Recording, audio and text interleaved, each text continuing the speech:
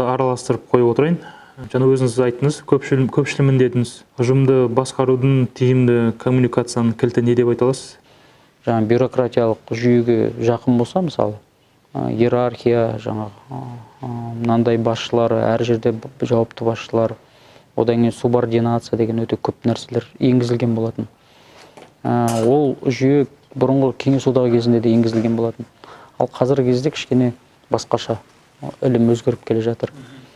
Жаңағы ұжымдағы мүшелермен тікелей коммуникация орнату мәселесі. Қазіргі кезде мен өзім тәжірибемде өте көп сол мәселені пайдаланам. Себебі мынау информациялық вакуум дейді ғой. Мысалы, ұжымның адамдары, қатардағы жұмыскерлер, ол компания қайда кетіп бара жатыр, қалай дамып жатыр, қандай бағытта кетіп бара жатырмыз, не істеп жатырмыз. Соны былай масштабты түрде көрмейтін болса, ол вакуум пайда болады. Вакуум пайда болғаннан кейін неше түрлі өсек пайда болады, бүйтіп жатыр екен, алып қашпа әңгімелер пайда болады. Одан кейін бір ілеспе әңгімелер, одан кейін протесттер пайда болады адамда. Оның бәрі сол жаңа информациялық вакуумның арқасында. Көптеген өзім өндірістік компанияларда көп істедім ғой. Ол жердегі осы информациялық вакуумның теріс әсері өте үлкен. Әсіресе қарапайым жұмыскерлерге, одан кейін қатардағы қызметкерлерге, ол басшылардың не істеп жатқанын олар білуге міндетті емес қой. Сондықтан ол кісілерге кейде информация жетпейді, жаңа иерархиялық жүйемен берілген.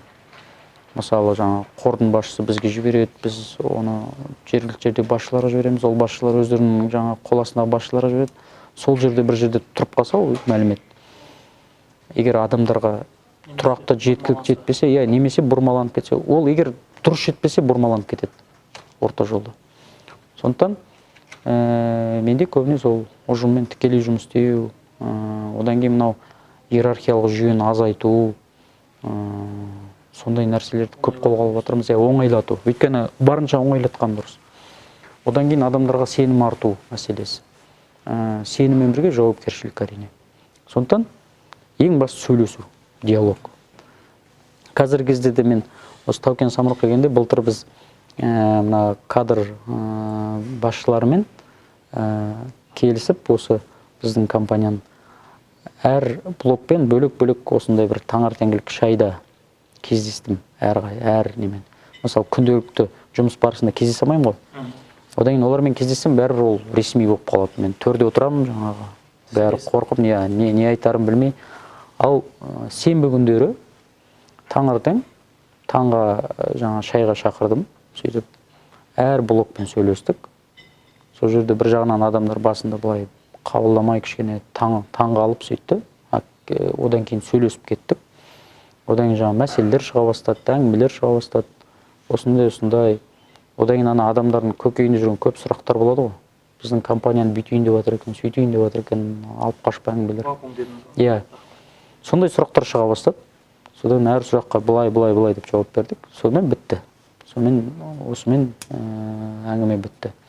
Яғни, бұл жерде басшының екі мәселесі, бұл жерде бүгінгі күнгі жаңа тренд бойынша, менеджмент бойынша, бұл тікелей диалог орнату жұмыскерлермен, жұмысшылармен, коллективпен.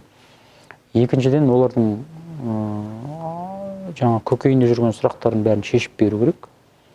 Содан кейін барып, үшінші, берген өзінің уәделеріңді нақты орындау керек. Сол кезде сенім пайда болады. Ол адамдар жаңағы компания туралы мәліметті алғаннан кейін, ол кісілер адамдардың бойына ой келеді. Мынау жетістіктердің менің бір еңбегім бар. Содан кейін ол өзінің компанияның бір бөлігі ретінде сезінгеннен бастап, сол кезде жұмыс жақсы жүреді. Ол жерде жаңағы оны бақылаушы, ол бақылаушының үстіне тағы бақылаушы қоюдың керегі болмайды. Бұл жерде адам өз персоналды түрде өзіне жауап беретіндей деңгейге жетеді. Ең басты мәселе осы қазіргі кезде.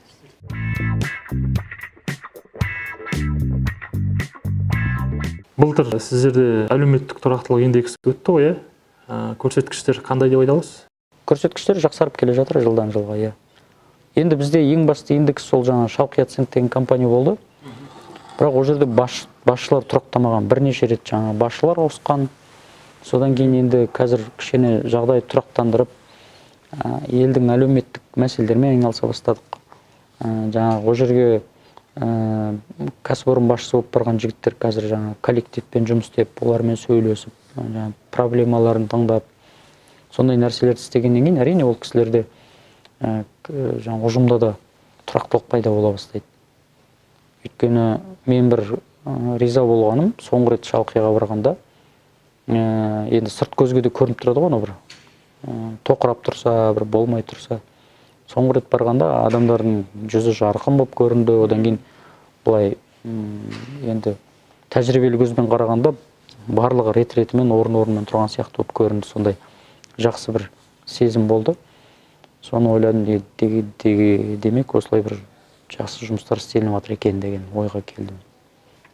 Енді бір сұраққа жастарға байланысты сіз айттыңыз ғой, тартып жатырмыз деп. Сіз қателеспесем, былтыр бірнеше рет барып қайттыңыз ба Лондонға? 2 рет бардық.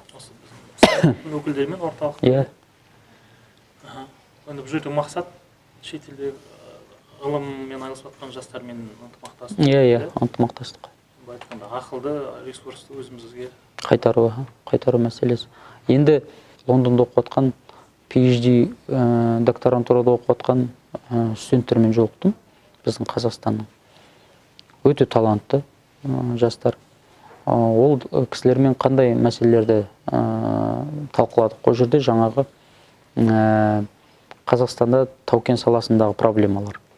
Жаңағы жерде аса сирек кездесетін металдарды өндіру мәселесі. Сондай мәселелерді талқыладық. Ол жерде андай жалпы талқылау болған жоқ, нақты сұрақтар бойынша. Сонымен біз бір-екі кен орындарынан тіпті ол жерге біз өзіміздің үлгілерді жібердік. Олар жаңағы лаборатория өткізді. Енді бұл жерде мәселе осы жастар оқуын бітіргеннен кейін Қазақстанға тарту мәселесі. Жаңағы айтып отырмыз ғой, біз бастама көтердік, ұлттық технологиялық орталық құрамыз, жаңағы ғылыми технологиялық орталық жасаймыз деп, тестілеу орталық, лаборатория жасаймыз деп.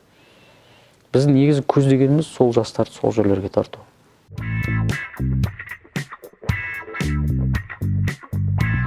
Есіме түсіп отыр, кезінде Қаныш Сәтбаев атамыз кен орындарын ашқанда біразын жасырып қалады екен. Сол кезде сұрағанда келер ұрпаққа жарасын бұл байлық деп сөйлейді екен. Кен орындарын ашқаннан кейін оны арнайы жоба жасалынады. Одан кейін ол арнайы жобада экологиялық талаптарды сақтау мәселесі.